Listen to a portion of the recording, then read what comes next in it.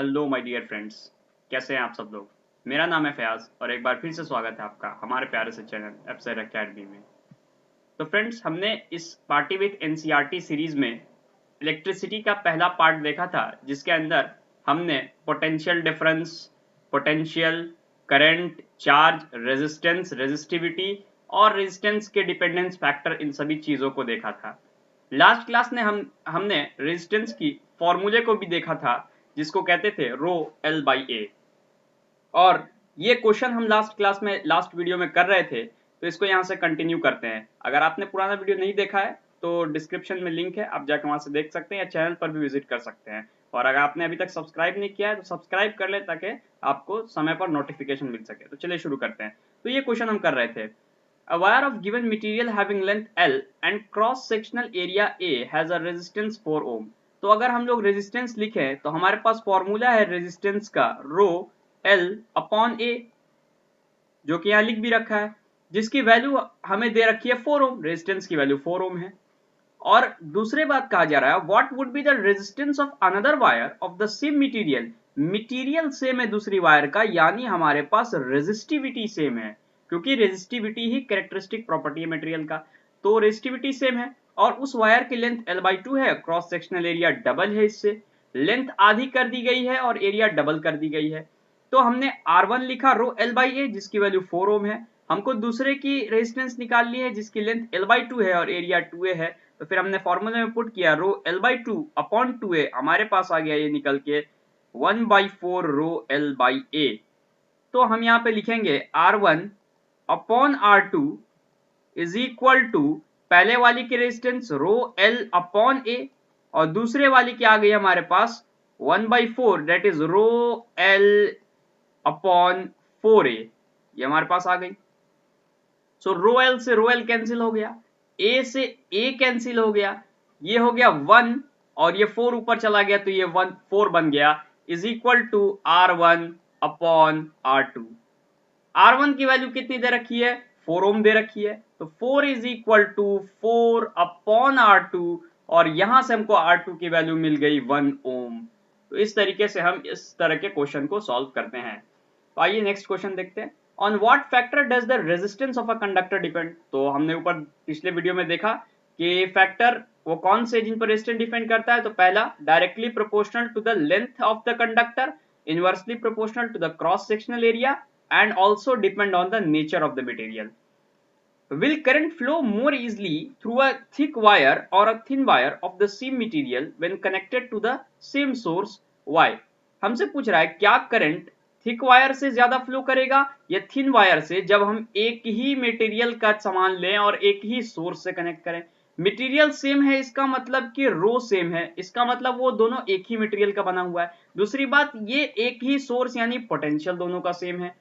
अब एक बात बताइए, रेजिस्टेंस के फॉर्मूला में हम लोग पढ़ते हैं रो L/A, तो रेजिस्टेंस एरिया के इनवर्सली प्रोपोर्शनल है। जैसे जैसे तार या कंडक्टर की मोटाई बढ़ेगी एरिया कम होगी, अगर एरिया कम होगी तो रेजिस्टेंस की वैल्यू बढ़ जाएगी। मैथ में पढ़ते हैं डिनोमिनेटर कम होती है तो ये वाली वैल्यू इसकी बढ़ेगी, जैसे जैसे डिनोमिनेटर कम होगी तो ये रेजिस्टेंस बढ़ेगी, और रेजिस्टेंस बढ़ेगा तो रेजिस्टेंस एक ऐसी प्रॉपर्टी है जो करंट को रोकता है, तो करंट को रोकेगा तो यहां पर करंट फ्लो कम होगा। लेकिन अगर तार पतला हुआ तो एरिया की वैल्यू ज्यादा होगी, रेजिस्टेंस कम होगी, और रेजिस्टेंस कम होगी तो करंट की वैल्यू ज्यादा होगी। तो इसका मतलब थिन वायर से करंट ज्यादा फ्लो करेगा as compared to thick wire. आइए आगे चलते हैं। Next, let the resistance of an electrical component remain constant while the potential difference across the two ends of a component decrease to half of its former value, what change will occur in the current। तो हम लोग का formula पढ़ा है V is equal to IR। हमसे कहा गया यहाँ पर कि हम लोग रेजिस्टेंस को कांस्टेंट छोड़ देते हैं, चलिए इसको कांस्टेंट छोड़ देते हैं। फिर कहा जा रहा है कि पोटेंशियल डिफरेंस को हम लोग आधा कर दें, तो अगर पहले V है और बाद में V/2 कर दिया तो फॉर्मूला IR। अब यहां से देखिए करंट और वोल्टेज का रिलेशन एकदम डायरेक्ट है, इसका मतलब करंट भी आधा हो जाएगा। Why are coils of electric toaster electric iron made up of an alloy rather than a pure metal? अगर प्योर मेटल का बना होगा, अगर प्योर मेटल का बना होगा तो वो पिघल जाएगा। उनकी मेल्टिंग पॉइंट या बॉइलिंग पॉइंट इतनी ज्यादा नहीं होगी जितनी अलॉयज की होती है, बहुत ज्यादा होती है, अलॉय की रेजिस्टिविटी बहुत ज्यादा होती है इनमें। मेटल्स बना दी जाए तो इतनी रेजिस्टिविटी नहीं होगी, हीट के फॉर्म में नहीं निकलेगा। क्योंकि जब भी करंट फ्लो करता है तो दो काम होता है कंडक्टर में, या तो वर्क हो, हम कोई अप्लायंस चलाएं, और या तो in the form of heat lose करें। और टोस्टर और इलेक्ट्रिक आयरन में तो हमको हीट चाहिए, इसके सिवा तो कुछ चाहिए ही नहीं, गर्मी चाहिए और हीट चाहिए, तो इसका मतलब प्योर मेटल नहीं ले सकते, उसमें एलॉय लेना पड़ेगा। अब डेटा 12.2 से देख के बताना है हम लोग को कि आयरन और मरकरी में बेटर कंडक्टर कौन है। तो हम लोग देखेंगे जिसकी रेजिस्टिविटी ज्यादा होगी वो खराब कंडक्टर है, यानी वो इलेक्ट्रॉन को ज्यादा रोकेगा, और जिसकी रेजिस्टिविटी कम होगी उसमें करंट जल्दी फ्लो करेगा, वो बेटर कंडक्टर है। तो इसको इस टेबल से हम लोग देख सकते हैं, ये वाली जो टेबल ऊपर में दे रखी है, यहाँ पर हमें किस दो के बारे में पूछा है, यहाँ पर क्वेश्चन में पूछा है आयरन और मरकरी के बारे में। तो आयरन और मरकरी के हम लोग देख लेते हैं इस टेबल में। तो ये देखिए आयरन की दी रखी है 10 इंटू 10⁻⁸, और मरकरी आप लोग देखिए यहाँ पर मरकरी की दे रखी है 94 इंटू 10⁻⁸। आप देखिए यहाँ पर 10 और 94, तो बड़ा कौन है, मरकरी बड़ा है, इसकी रेजिस्टिविटी ज्यादा है तो इसकी कंडक्टेंस कम हो गई, यानी कि iron is more reactive than mercury, ज्यादा कंडक्टिंग है आयरन। आगे which material is the best conductor, कौन सा मटेरियल बेस्ट कंडक्टर है। तो बेस्ट कंडक्टर कौन सा होगा, आप उस टेबल से देख के बताइए, जिसकी रेजिस्टिविटी सबसे कम हो। तो सबसे कम रेजिस्टिविटी किसकी आ रही है, सिल्वर की यहाँ पर आ रही है। आप देखिए यहाँ पर सबसे कम रेजिस्टिविटी, तो ये हमारा बेस्ट कंडक्टर हो गया। आगे चलते हैं नेक्स्ट टॉपिक में। हम लोग अब रेजिस्टेंस की बात कर लिए, रेजिस्टिविटी की बात कर लिए, सारे उसके रिलेटेड सारी बात हो गई, ओम्स लॉ हो गए, उसके रिलेटेड क्वेश्चंस हो गए। अब टॉपिक जो है उसका नाम है resistance of a system of resistor. अब रेजिस्टर का एक पूरा सिस्टम है, नेटवर्क है, उसके बारे में बात करते हैं। तो रेजिस्टर को दो तरीके से लगाया जा सकता है नेटवर्क में। पहला तरीका है कि हम उसको सीरीज कनेक्शन में जोड़े, इस तरीके से एक ही वायर में एक साथ एकदम अलोंग द वायर जोड़े, R1 R2 R3। और एक तरीका हो सकता है कि हम उसको एक वायर से डिफरेंशिएट कर दे डिफरेंट वायर में और अलग अलग करके जोड़े। ये दो तरीका होता है, इसको हम लोग सीरीज कहते हैं और इसको पैरेलल कहते हैं। दोनों के अपने अपने अलग अलग बेनिफिट्स है। तो value of current in the ammeter is the same independent of its position in the electric circuit. ये कहना चाह रहा है कि एमीटर की वैल्यू करंट की एमीटर के अंदर सेम होती है, चाहे उसको सर्किट में कहीं भी लगा दिया जाए। तो बात हम सीरीज और पैरेलल कनेक्शन की कर रहे थे। तो सीरीज कनेक्शन में याद रखेंगे हम कि सारे के सारे रेजिस्टर में करंट सेम फ्लो करेगा, पोटेंशियल डिफरेंस सारे रेजिस्टर का अलग अलग होगा, और एक बात और कि सीरीज कॉम्बिनेशन में आर इक्विवेलेंट का फॉर्मूला होता है R1 plus R2 plus R3, यानी कि सारे रेजिस्टर को जोड़ देते हैं एक साथ। इससे होता क्या है कि जो इक्विवेलेंट आता है वो सारे रेजिस्टर के इंडिविजुअल रेजिस्टेंस से ज्यादा आता है, क्योंकि आर इक्विवेलेंट R1 से भी बड़ा होगा, R2 से भी बड़ा होगा, R3 से भी बड़ा होगा, क्योंकि वो इन तीनों का सम है।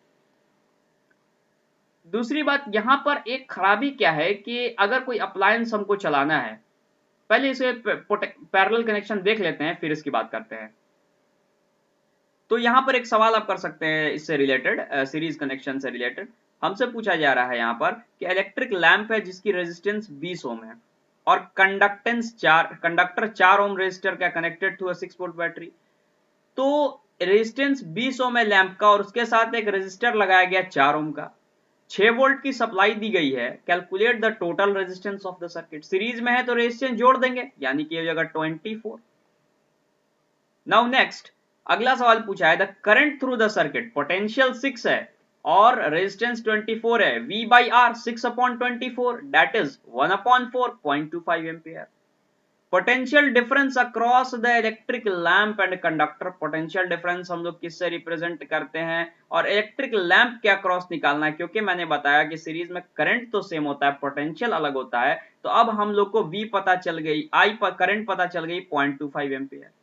तो इसके अक्रॉस भी निकालने के लिए करंट 0.25 इंटू इसका वाला रेजिस्टेंस, इसका रेजिस्टेंस हमें पता है कि 20 ओम है, इंटू 20, यहां से हमारे पास आ गया 25/100 into of 20 date is equal to, यहां 0 0 काट दिए, ये हम लोग 5 बार में काटे और ये हमारे पास आ गया 5 वोल्ट, यानी कि लैंप का रेजिस्टेंस 5 वोल्ट है। इसी तरह से रेजिस्टर का पूछ लेता तो हम क्या करते, यहाँ करंट हमको पता है, करंट सब में सेम होता है, तो 0.25 करंट, इसका रेजिस्टेंस कितना है तो 4 से मल्टीप्लाई कर दीजिए, जो भी आंसर आ जाए वो आपका पोटेंशियल डिफरेंस है।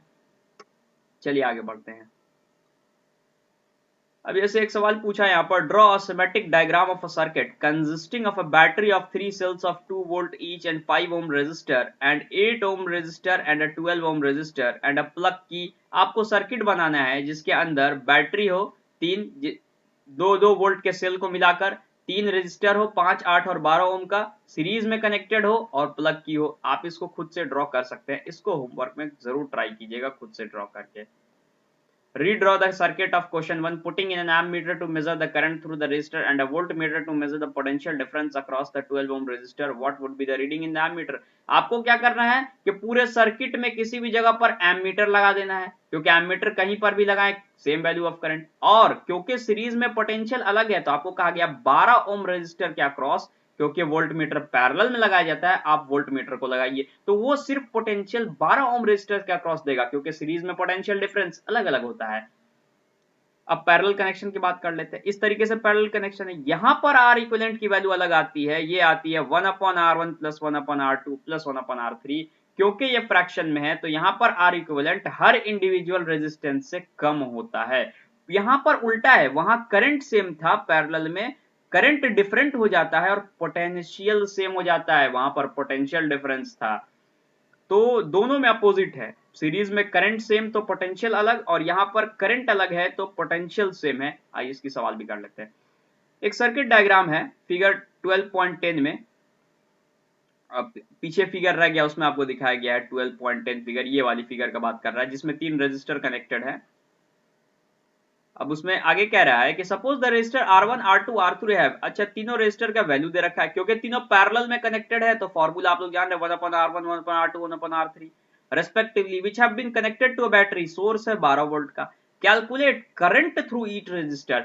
आप पहले क्या निकालेंगे, आर इक्विवेलेंट निकालेंगे। आर इक्विवेलेंट निकाल लिए इस फॉर्मूले से, हमारे पास पोटेंशियल दिया है, हमारे पास फॉर्मूला हम लोग को मालूम है, V = IR, करंट पता, पोटेंशियल पता, यहां से आ जाएगा हमारा रेजिस्टेंस, सॉरी पोटेंशियल हमें दे रखा है, रेजिस्टेंस दे रखा है, हमारा करंट का वैल्यू आ जाएगा। Total current in the circuit, ये करंट का वैल्यू आ गया। करंट थ्रू ईच रेजिस्टर अगर कह रहा है, अब देखिए यहां पर क्या अंतर है, टोटल करंट सर्किट में अगर हमसे पूछे तो हम लोग क्या करेंगे कि आर इक्विवेलेंट से जो करंट आएगा वो टोटल सर्किट का करंट है, लेकिन पहले हम इंडिविजुअल निकालेंगे, क्योंकि करंट यहां पर डिफरेंट होता है पैरेलल में। तो कैसे निकालेंगे इसको भी आप देख सकते हैं, बैटरी तो सब में सेम लगी हुई है तो हम लोग क्या करेंगे, यहां से निकालेंगे 5 ओम के चलते 12 वोल्ट बैटरी, पोटेंशियल सब में सेम है तो क्या करेंगे, V = IR, तो V हमारे पास आ गया V दिया है 12 और रेजिस्टेंस दिया है 5, ये पहला I1 आ गया।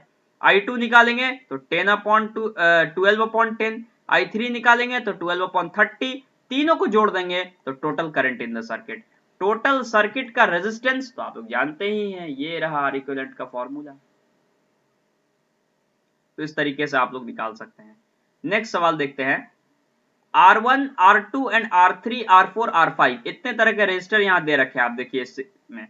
अब से पूछ रहा है 12 वोल्ट बैटरी से कनेक्टेड, ये पूरा सर्किट का कनेक्शन 12 वोल्ट के बैटरी से है। Calculate the total resistance in the circuit, आप पूरे सर्किट के अंदर का रेजिस्टेंस बता दीजिए। तो देखिए ये दोनों पैरेलल में लगे हुए हैं, ये दोनों पैरेलल में लगे हुए हैं और इन दोनों का कॉम्बिनेशन सीरीज में लगा हुआ है। तो ये हमारे पास एक फॉर्मूला याद रखिए, जब दो ही रेजिस्टर दिया हुआ हो तो उसको इससे भी निकाल सकते हैं आप, R1 R2 upon R1 plus R2। ये आया कहां से, तो फॉर्मूला वही है, 1/R equivalent is equal to 1/R1 plus 1/R2, formula तो वही है, लेकिन इसको एलसीएम लेके चेंज कर दिया गया। एलसीएम आ गया हमारे पास R1 R2, एक बार इससे किए तो ये कटा, ये हो गया R1 plus R2, कोई दिक्कत नहीं, is equal to 1/R equivalent. और इसको उल्टा करना हो तो R इक्विवेलेंट की वैल्यू हमारे पास आ गई क्या, R1 R2 upon R1 plus R2। तो यहीं से फॉर्मूला का डेरिवेशन हुआ है। दो रेजिस्टर के लिए फॉर्मूला आसान है, पर दो से ज्यादा रेजिस्टर के लिए एप्लीकेबल नहीं है। नेक्स्ट, इस फॉर्मूले के अंदर आप रेजिस्टेंस निकाल लीजिएगा, फिर इसमें जो भी पूछे total current flowing in the circuit, आप सर्किट में करंट निकाल लीजिए। आर इक्विवेलेंट मालूम हो गया है, वोल्टेज मालूम है, करंट भी मालूम हो जाएगा, V is equal to I R से। आगे का सवाल करते हैं। अब यहाँ पर कुछ पॉइंट्स है जो देखते हैं। Impracticable to connect an electric bulb and electric heater in series because the need current of widely different values to operate properly. लेकिन अगर होम किसी घर में हमें कनेक्शन लगाना है तो हम लोग सीरीज में नहीं लगा सकते, क्योंकि अलग अलग अप्लायंसेस को करंट की मात्रा अलग अलग चाहिए ऑपरेट करने के लिए। तो अगर हम लोग सीरीज में लगा देंगे तो सारे अप्लायंसेस में करंट सेम पहुंच जाएगा, जिसके कारण शॉर्ट सर्किट हो जाएगा। लेकिन पैरेलल में लगाएं तो हर अप्लायंस को उसके हिसाब का करंट देंगे, रेजिस्टेंस को चेंज कर करके। तो इस तरीके से पैरेलल सर्किट ज्यादा बेटर होता है वायरिंग करने के लिए। सीरीज वाला मुनाफे का सौदा नहीं है। आगे सवाल करते हैं। जज the equivalent resistance when the following are connected in parallel. तो आप निकाल सकते हैं, यहाँ पर फॉर्मूला है 1/R equivalent is equal to 1/R1 plus 1/R2। दो ही दिया है तो R1 R2 अपन R1 प्लस R2, तीन दिया है तो फिर वही बड़े वाले फॉर्मूले से करेंगे आराम से। इलेक्ट्रिक लैंप है 100 ओम का, एक टोस्टर है रेजिस्टेंस 50 ओम का, एंड अ वाटर फिल्टर, और एक वाटर फिल्टर है 500 ओम का, सबको पैरेलल में कनेक्ट किया गया 220 वोल्ट सोर्स है। तो आप उसी तरीके से रजिस्टर बना लीजिए, इस तरीके से आप कनेक्शन जोड़ लीजिए पैरेलल में, इस तरीके से दूसरा कनेक्शन आ जाएगा और इस तरीके से ये तीसरा कनेक्शन आ जाएगा। ये 100 ओम, ये 50 ओम, ये फिर 500 ओम, इस तरीके से पैरेलल में लग गया। और इन सब के बीच में एक 220 वोल्ट का सोर्स कनेक्ट कर दीजिए, ये रहा 220 वोल्ट का सोर्स। इस तरीके से आप कनेक्ट कर सकते हैं। What is the current through it? आपको पूछा गया कि What is the resistance of an electric iron connected to the same source? इसी सोर्स से एक इलेक्ट्रिक आयरन को कनेक्ट किया गया है, that take as much current as all the three appliances, जो इन तीनों के बराबर का करंट लेता है। And what is the current through it? आप क्या कीजिए, इन तीनों का करंट अलग अलग निकाल के तीनों के करंट को ऐड कर दीजिए। करंट को ऐड करने से यहां से हमको R इक्विवेलेंट का पता चल गया। इसका मतलब जो रेजिस्टेंस यहां से हमको करंट यहां से निकल गया और V हमें पता है, आर इक्विवेलेंट निकाले, यानी वही उसका आर इक्विवेलेंट है इलेक्ट्रिक आयरन का, क्योंकि इसी के बराबर वो करंट ले रहा है। इसका मतलब उसका आर इक्विवेलेंट उसी के बराबर है। वहां से आर इक्विवेलेंट हो गया, करंट तो आप निकाल ही चुके हैं। What are the advantages of connecting electrical devices in parallel with the battery instead of connecting them in series? अभी हमने बताया कि पैरेलल में अलग अलग डिवाइसेस को अलग अलग मात्रा ऑफ करंट आराम से दी जा सकती है, जो कि सीरीज में पूरी नहीं की जा सकती। सीरीज में आपको एक ही तरह का करंट सबको देना पड़ेगा, जिससे शॉर्ट सर्किट हो सकती है। How can three resistor of resistance 2 ohm, 3 ohm, 6 ohm be connected to a given total resistance of 4 ohm and 1 ohm? किस तरह से इन तीन रेजिस्टर को लगाएं कि हमको 4 ओम मिले और 1 ओम मिले। अब इसको आप ट्राई कीजिए, सीरीज में लगा के पैरेलल में लगा के आपको देखना होगा कि 4 ओम मुझे किस तरीके से मिल सकता है। एक तरीका मैं बताता हूं, अगर मैं क्या करूं, 3 ओम और 6 ओम को पैरेलल में लगा दूं इस तरीके से, और इनके कनेक्शन से 2 ओम को सीरीज में लगा दूं। तो मान लिया 3 ओम है, ये 6 ओम है, ये 2 ओम है। आप इन दोनों का इक्विवेलेंट निकालिएगा तो ये आ जाएगा हमारे पास 2 ओम, और 2 जब सीरीज में लगेगा तो वो आ जाएगा 4 ओम। आप निकाल के जरूर ट्राई कीजिएगा फॉर्मूले से।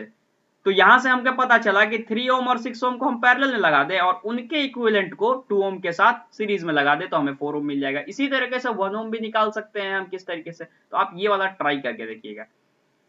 What is the highest, the lowest total resistance that can be secured by the combination of 4 coil of resistance 4 ohm, 8 ohm, 12 ohm, 20 ohm, 24 ohm? आप हमेशा एक चीज बस याद रखिए, हाईएस्ट टोटल रेजिस्टेंस हमेशा सीरीज कॉम्बिनेशन में आता है, तो सबको आप ऐड कर दीजिए, वो सीरीज का हो गया। और लोवेस्ट कॉम्बिनेशन हमेशा पैरेलल में आता है, तो सबको पैरेलल में फॉर्मूले से निकाल दीजिए। तो जो सीरीज वाला आएगा वो आपका हाईएस्ट वैल्यू होगा, जो पैरेलल वाला आएगा वो आपका लोवेस्ट वैल्यू होगा। तो रेजिस्टेंस और रेजिस्टर से रिलेटेड सारी की सारी बातें यहां पर खत्म होती हैं। इससे आगे नेक्स्ट टॉपिक शुरू करते हैं, जिसका नाम है heating effect of electric current. तो heating effect of electric current एक साइंटिस्ट थे जिनका नाम था जूल्स, उनके नाम पर रखा गया है joules law of heating effect. इसमें बात किया गया है कि सेवरल डिवाइसेस जो हीटिंग इफेक्ट पर काम करते हैं, जैसे हीटर हो गया, जैसे हमारा आयरन हो गया, इस तरह के डिवाइसेस कैसे प्रिंसिपल पर काम करते हैं। तो जूल जो साइंटिस्ट थे उन्होंने कहा कि जब भी किसी कंडक्टर में चार्ज का फ्लो होता है तो करंट डेवलप हो रहा है, और उस करंट के फ्लो के कारण दो काम होगा, या तो अप्लायंस वर्क करे, रन करे, और या तो फिर हीट को लूज करे। हीट लूज करे, जिसका भी हम इस्तेमाल कर लेते हैं। जैसे हीट लूज होता है हीटर में, आयरन में, तो उसका इस्तेमाल हम करते हैं। हीटर में खाना पकाते हैं, ठंड में तो हाथ भी सेकते हैं, और इलेक्ट्रिक आयरन में कपड़े अपने इस्त्री करते हैं, तो उस हीट का इस्तेमाल कर लेते हैं। तो दो काम कर सकता है। एक हमने पढ़ लिया वर्क वाला रेजिस्टेंस में कि कितना करंट फ्लो करेगा, कितना अप्लायंस कितना ओम का हो, सारा हम पढ़ लिए। अब हीट वाला पोर्शन यहां पर है। इसमें उन्होंने एक फॉर्मूला दिया, जिस फॉर्मूले ने उन्होंने कहा, जैसे उस फॉर्मूले का डिराइव हम आपके 9th क्लास के मोशन से कर सकते हैं, वहां से भी आप उसका डेरिवेशन कर सकते हैं। पर अगर आप वो नहीं भी पढ़े हैं तो इस क्लास से भी डेरिवेशन हो जाएगा। जैसे पावर को उन्होंने कहा वी आई, पावर का ये फॉर्मूला v इंटू आई, हम लोग इस I को रिप्लेस कर सकते हैं Q बाई टी को। इस चैप्टर के शुरुआत में हमने पढ़ा है फर्स्ट वीडियो में, V into Q by T. तो ये जो पावर होता है, यही पावर होता है वर्क डन पर यूनिट टाइम, यही होता है रेट ऑफ वर्क डन, इसी को रेट ऑफ वर्क डन कहते हैं। और यही रेट ऑफ वर्क डन हमारा हीट के फॉर्म में निकलता है, यही वर्क तो हमारा हीट के फॉर्म में दिखाई देता है। तो इस तरीके से लिख सकते हैं हम इसको। आगे इस फॉर्मूले को पूरा जब डिराइव कर लिया गया तो हमें फॉर्मूला मिल गया आई स्क्वेयर आर टी। अब जैसे यहां पर P is equal to V I है, आप क्या कीजिए V इंटू आई को हम लोग क्या लिख सकते हैं, आई को लिख सकते हैं V बाई आर। तो एक फॉर्मूला हमारे पास पावर का आ गया V स्क्वेयर बाई आर। एक फॉर्मूला पावर का और आ जाएगा, अगर हम आई को रहने दें और V को चेंज करें, V होता है I R into are.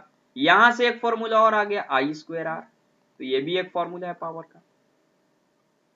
Now it is, अब बता रहे हैं कि ये जो फॉर्मूला आया हीटिंग इफेक्ट का, इसमें क्या क्या जो है कैरेक्टरिस्टिक है। तो आप यहां देखिए कि ये हीट जो है directly proportional to the square of the current flowing through it, आपको फॉर्मूला में दिख रहा होगा। तो ये लिखा हुआ है directly proportional to the square of the current for a given resistance. दूसरी बात, directly proportional to the resistance of a given current, और directly proportional to the time for which the current flows, कितने समय तक current flow किया उसके भी directly proportional है। तो आपको ये सीधा फॉर्मूला याद रख लेना है यूज ऑफ हीटिंग इफेक्ट में, आई स्क्वायर आर टी। अगर डेफिनेशन के तौर पर लिखना तो लिखेंगे कि for any cross section of a conductor the heat produce is directly proportional to the square of the current flowing through it, the resistance of the conductor and the time through which the current flows। आइए कुछ question करते हैं heating effect of electric current के basis पर। तो एक electric iron है जो कंज्यूम करता है एनर्जी को 840 वाट के रेट पर जब हीट किया जाए मैक्सिमम रेट पर, और 360 वाट पर जब हीट किया जाए मिनिमम रेट पर। तो एनर्जी का रेट मैक्सिमम ये है और मिनिमम ये है, और सोर्स तो एक ही है दोनों टाइम पर, 220 वोल्ट से कनेक्ट किया गया। What are the current and resistance in each case, आपको फॉर्मूला पता है, P is equal to V I, आप यहां से निकाल लीजिए। पावर दे रखा है, पावर दे रखा है, V तो सेम है दोनों केस में, आप दो बार पुट कीजिए, एक बार पावर की वैल्यू ये पुट कीजिए, एक बार ये कीजिए, V दोनों केस में ये होगा, करंट की वैल्यू अलग अलग निकल कर आ जाएगी। Next, 100 joule of heat are produced each second in 4 ohm resistance, find the potential difference across the resistor। ये भी आसान सवाल है। हमें हीट की वैल्यू दे रखी है 100 जूल, हम लोग जानते हैं H is equal to I square R T. Heat दे रखा है 100 जूल, रेजिस्टेंस दे रखा है 4 ओम, और टाइम दे रखा है 1 सेकंड। ईच सेकंड लिखा हुआ है ना, एक सेकंड हर सेकंड, तो टाइम की वैल्यू 1 सेकंड। यहां से आई निकल कर आ जाएगा, आपसे पूछा ही है आई निकल कर आ गया। अब पोटेंशियल डिफरेंस पूछा है तो हम लोग जानते हैं V is equal to I R, आपको V भी पता है, सॉरी V निकालना है, I पता चल गया यहाँ से, R तो पता है ही 4 ओम, V निकल कर आ जाएगा, आ गया 20 वोल्ट। आप इसको निकाल के जरूर ट्राई करें, क्वेश्चन अच्छा है। आइए नेक्स्ट क्वेश्चन की बात करते हैं। Why does the cord of an electric heater not glow while the heating element does. आपके हीटर का कॉर्ड ग्लो नहीं करता लेकिन हीटिंग एलिमेंट करता है, क्योंकि हीटिंग एलिमेंट जो बनता है वो अलॉय से बनता है, और जो कॉर्ड बनता है वहां पर हम लोग इंसुलेटर की कोटिंग करते हैं। इस वजह से अगर जहां पर इंसुलेटर हो वहां पर करंट का फ्लो तो हो ही नहीं सकता ना, उसके लिए तो रेजिस्टिविटी बहुत कम होनी चाहिए। इस वजह से compute the heat generated while transferring the 96,000 coulomb of charge in 1 hour through a potential difference of 50 volt। 96,000 coulomb of charge in 1 hour through a potential difference of 50 volt। तो हीट के formula आप लोग क्या जानते हैं, heat के formula हम लोग जानते हैं आई स्क्वायर आर टी। क्या हमें टाइम दिया है, चार्ज दिया है, इस फॉर्मूले को हम लोग मॉडिफाई कर लेते हैं। मॉडिफाई क्या करेंगे, तो मॉडिफिकेशन इसका हम लोग कर सकते हैं। इससे हम लोग हीट का फॉर्मूला और भी क्या पढ़े थे, आई स्क्वायर आर को हम लोग VIT भी लिख सकते हैं और इसको हम लोग H is equal to VI को हम लोग Q/T भी लिख सकते हैं इंटू T। यहां से T और T कट गया, V और Q दिया हुआ, मल्टीप्लाई कीजिए, आपका वैल्यू आ जाएगा, हीट का वैल्यू आ जाएगा। Electric iron of resistance 20 ohm takes a current of 5 ampere, calculate the heat developed in 30 second. एक इलेक्ट्रिक आयरन है जिसका रेजिस्टेंस 20 ओम है, 5 एम्पेयर का करंट लेता है, calculate the heat developed in 30 second. Direct formula based question, I square RT, यही heat का formula होता है। तब तो याद भी हो गया आप लोग को, 2-3 बार मैं बोल चुका हूं। तो I की वैल्यू दी हुई है, R की वैल्यू दी हुई है, T की वैल्यू दी हुई है, फॉर्मूला में पुट कीजिए और आंसर आपका निकल कर आ जाएगा। चलिए आगे बढ़ते हैं।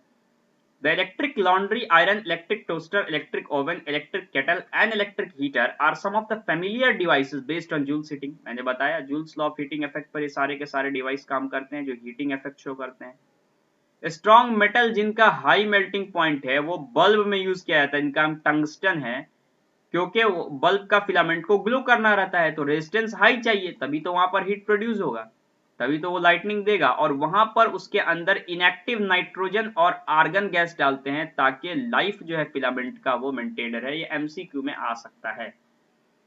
Joules law is the fuse used in electric circuit, और जूल्स हीटिंग के इफेक्ट पर फ्यूज भी है, इलेक्ट्रिक सर्किट में यूज करते हैं कि अगर मेटल को कभी सब्सिक्वेंटली इतना अमाउंट ऑफ करंट मिल जाए जो वो नहीं सह सकता है तो वहां पर फ्यूज काम करेगा, सर्किट को ब्रेक कर देगा। उसके अंदर कैटरीज यूज करते हैं प्रोसिलीन और सिमिलर मटेरियल का जिसका मेटालिक इंड होता है, ताकि कभी भी करंट फ्लो हो हाई अमाउंट में तो वो फ्यूज कर जाए। आई लास्ट टॉपिक पर आते हैं इस चैप्टर के, जिसका नाम है इलेक्ट्रिक पावर। तो पावर आपने क्लास 9th में मोशन में भी पढ़ा होगा, rate of work done, that is work done पर यूनिट टाइम। और इस वर्क डन को यहां पर इलेक्ट्रिसिटी चैप्टर में हीट कहा गया है, तो हीट पर यूनिट टाइम, या फिर इसको हम लोग एनर्जी पर यूनिट टाइम भी कहते हैं। तो rate at which electrical energy is dissipated और consumed in an electric circuit is known as power. तो एनर्जी या हीट पर यूनिट टाइम किसी सर्किट में इलेक्ट्रिक पावर कहलाता है। एनर्जी हम लोग मोशन में यूज करते थे क्लास 9th में, इलेक्ट्रिसिटी चैप्टर में ज्यादा हीट वाला टर्म हम लोग यूज करते हैं। Formula VI, I square R, V square by R आप लोग ऊपर देख चुके हैं। पावर के 3 फॉर्मूले VI, I square R, V square by R, और हीट के एक फॉर्मूले, इन तीनों को कंबाइन करके बनते हैं I स्क्वायर RT। आप लोग इसमें अपने हिसाब से मॉडिफिकेशन कर सकते हैं, क्योंकि फॉर्मूले में मॉडिफिकेशन करना आना चाहिए ताकि आप क्वेश्चन के एप्लीकेशन को समझ सकें। ऐसा यूनिट पावर की वाट होती है, क्योंकि हीट की जूल होती है। हीट की जूल क्यों होती है? क्योंकि ये वर्क के बराबर, और वर्क और एनर्जी दोनों के बराबर, एनर्जी की ऐसा यूनिट जूल होती है। पावर कंज्यूम, अच्छा 1 वाट पावर कब कहेंगे? जैसे 1 वोल्ट हम लोग पढ़ते थे, 1 एम्पियर पढ़ते थे, 1 कूलॉम पढ़ते थे, उस तरह से 1 वाट कब कहेंगे? जब, क्योंकि फॉर्मूला VI, तो 1 एम्पियर ऑफ करंट फ्लो करे जब 1 वोल्ट का पोटेंशियल डिफरेंस हो, यानी कि पावर कितना हो रहा वहां पर? पावर कंज्यूमशन 1 वाट की है। वाट इज इक्वल टू, आप एग्जाम में ये आ चुका है पहले भी, क्योंकि V का ऐसा यूनिट वोल्ट और करंट का एम्पियर, तो वोल्ट इंटू एम्पियर को हम लोग पावर कहते हैं, एग्जाम में आ चुका है प्रीवियस ईयर में। पावर को और तरीके से लिख सकते हैं, जैसे करंट को हम लोग माइक्रो एम्पियर लिखते थे, कुलॉम को माइक्रो कुलॉम, मिली कुलॉम लिखते थे, उस तरीके से पावर को हम लोग किलो वाट भी लिखते हैं। 1 वाट की 1 किलोवाट में कितना? 1000 वाट, 1 किलोवाट में 1000 वाट। कमर्शियल यूनिट की बात करें तो किलोवाट आवर है, हमारे घर में जो बिजली होती है उसमें 1 किलोवाट आवर को 1 यूनिट माना जाता है, और इसी 1 यूनिट को मल्टीप्लाई करके हम लोग बिजली का बिल निकालते हैं। तो ये किलोवाट आवर कमर्शियल यूनिट है, हमारे घर में यूज होता है ज्यादा। तो 1 किलोवाट आवर में 3.6 इंटू 10⁻⁶ वाट सेकंड होता है, और इस वाट सेकंड को हम लोग जूल भी कहते हैं। तो याद रखना है 1 किलोवाट आवर में 3.6 इंटू 10⁻⁶ जूल होता है। इस पे एक सवाल कर लेते हैं। Electric bulb is connected to a 220 volt generator, current 0.50 ampere power. क्या आपको फॉर्मूला पता है? Power is equal to VI, निकाल लीजिए, V भी दिया है, I भी दिया है, निकाल लीजिए। Electric refrigerator rated 400 watt operates 8 hour per day, 8 दिन हर घंटे ऑपरेट करता है। Cost of energy to operate it for 30 days at 3 kilowatt per our.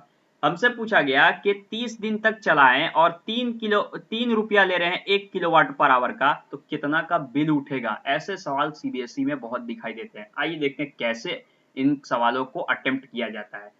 हमें पावर की वैल्यू दे रखी है 400 वाट, एक दिन में 8 घंटे चलती है, यानी और टोटल 30 दिन तक चलना है, तो हम टोटल पावर निकाल लेते हैं 400 वाट इंटू 8 घंटे पर डे और 30 दिन तक चलना है, यानी हम टोटल यूनिट कितना यूनिट लेंगे 96 किलोवाट पर आवर, यानी इसी को हम लोग 1 किलोवाट पर आवर को 1 यूनिट कहते हैं, तो 96 किलोवाट पर आवर को 96 यूनिट कहेंगे। और 96 यूनिट जब हमें पता चल गया, एक यूनिट की बिजली है 3 रुपए, तो 96 यूनिट की बिजली कितनी होगी, 96 इंटू 3 होगी कि नहीं होगी, 288 रुपीज की बिल आएगी हमारी। बहुत ही आसान सवाल होता है, इस तरीके से आप अपना कमर्शियल यूनिट का बिजली बिल कैलकुलेट होता है। What determine the rate at which energy is delivered by a current? क्या डिटरमाइन करता है रेट जिस पर एनर्जी डिलीवर होती है। क्या पावर को ही हम लोग एनर्जी पर यूनिट टाइम नहीं कहते हैं, रेट ऑफ एनर्जी कंजम्पशन, तो it is power. Electric motor takes 5 ampere from a 220 volt line. Determine the power of the motor and energy consumed in 2 hour.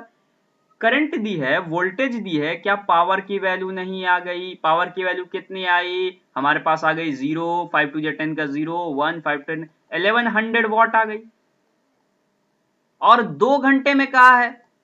अब 1100 वॉट को हम लोग किससे मल्टीप्लाई कर देंगे, 2 घंटे से मल्टीप्लाई कर दीजिए, जो आ गया वो वाट आवर में आएगा, उसको किलोवाट आवर में भी आप चेंज कर सकते हैं। तो इस तरीके से इनके सवाल किए जाते हैं। यहां पर ये चैप्टर समाप्त होता है। इस चैप्टर से रिलेटेड जितने भी कॉन्सेप्ट थे मैंने अपने वीडियो के 2 लेक्चर में खत्म कर दिए हैं। अगर आपने पिछला लेक्चर नहीं देखा है तो उसको जरूर देखें, और वीडियो कैसा लगा कमेंट सेक्शन में बताएं। अगर कोई डाउट है इससे रिलेटेड कमेंट सेक्शन में लिखें। वीडियो अच्छा लगा तो लाइक जरूर करें, वीडियो को शेयर जरूर करें, और सब्सक्राइब बटन को जरूर दबाएं, बेल आइकन को प्रेस कर दें ताकि हमारे वीडियो की लेटेस्ट नोटिफिकेशन आपको मिलती रहे। फिर मिलेंगे इसी तरह की वीडियो के साथ। ये सीरीज कंटिन्यूअस रहेगी। बोर्ड एग्जाम से पहले साइंस की पूरी सिलेबस विद एनसीईआरटी इस सीरीज में, और क्वेश्चन हमारे कॉन्सेप्ट थ्रू क्वेश्चन सीरीज में कंप्लीट करेंगे। पढ़ाई करते रहिए, तब तक के लिए ऑल द वेरी बेस्ट।